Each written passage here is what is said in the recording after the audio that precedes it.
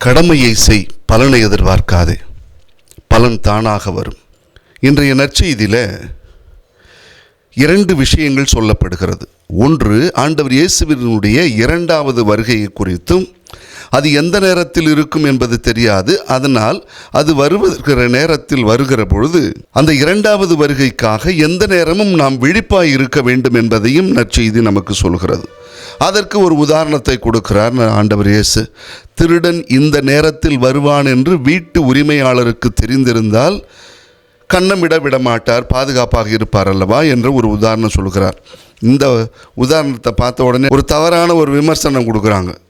அவங்களுடைய பார்வை எங்கே போச்சுன்னா திருடன்கிட்ட போச்சு. ஆனால் அது அப்படி கிடையாது. எந்த நேரத்தில் வருவார் என்பதை பார்வை அங்கே போகணும். ஆண்டவர் இயேசு திரும்ப திருடன் மாதிரி வருவார் அப்படிங்கிற மாதிரி யோசிக்கக்கூடாது. எந்த நேரத்தில் வருவார் என்பது தெரியாது, ஆனால் நீங்கள் விழிப்பாக இருக்க வேண்டும் என்கிற ஒரு உதாரணத்தை சொல்கிறாரு. அதோடு சேர்ந்து இன்னொரு ஓமையும் சொல்கிறார். திருச்சபையில் 2 வகையான ஊழியர்கள் இருக்கிறார்கள். ஒன்று, உண்மை உள்ள ஊழியர். உண்மை உள்ள ஊழியர் வெகுமதியை பெறுகிறார். பொல்லாத ஊழியன் தண்டனையை பெறுகிறார். ஆல்ப்ஸ் மலைத்தொடரில் புனித பெர்னார்ட் கணவாய் என்று சொல்லப்படுகிற மிகவும் ஐரோப்பாவினுடைய ஆபத்தான ஒரு பனிப்படர்ந்த பனிப்புயல் வருகிற இடம். அந்த இடத்துல 11ஆம் நூற்றாண்டில் நடந்ததாக சொல்லப்படுகிற நிகழ்வுகள். அப்பொழுது வாழ்ந்த துறவிகள் என்ன செய்வார்கள்? அவர்களுடைய வீட்டில் எந்த நேரமும் ஒரு தீப்பந்தம் எரிந்து கொண்டே இருக்கும், வெளிச்சம் கொடுப்பதற்கு. 2வது, உணவு எப்பொழுதும் சூடாக இருக்கும், போர்வை வைத்திருப்பார்கள். இது எல்லாம் காரணம் என்னன்னா, அந்த ஆல்ப்ஸ் மலை தொடரில் பயணிக்கிற பொழுது திடீரென்று ஆபத்து வருகிறது.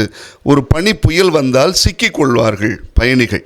அந்த சிக்கிக்கொண்டு கொஞ்சம் இவங்க அசந்து போனால், கவனம் இல்லாமல் இருந்தால், விழிப்புணர்வு இல்லாமல் இருந்தால் அதில் ஒரு உயிரே பறி போயிடும். அதனால் இவர்கள் என்ன செய்கிறார்கள்? எப்பொழுதும் விழிப்பாக இருப்பார்களாம். அதோடு மட்டுமல்ல, நல்ல ட்ரெயின் டாக்ஸோட இவர்கள் பயணம் செல்வார்களாம். பயணிகள் வரும்பொழுது அவர்களை பாதுகாப்பதற்கு இவர்கள் பயணிக்கும் செல்வார்களாம். ஆக விழிப்பாய் இருப்பது என்பதுதான் நமக்கு கொடுக்கப்படுகிற செய்தி. ஆனால் விழிப்பாய் இருப்பது என்று சொல்லும் பொழுது எதை பயந்துக்கிட்டே இருக்கணும் அப்படிங்கிற மாதிரி இல்லை. எப்பொழுதும் கவனமாக இருக்க வேண்டும், பொறுப்போடு இருக்க வேண்டும்.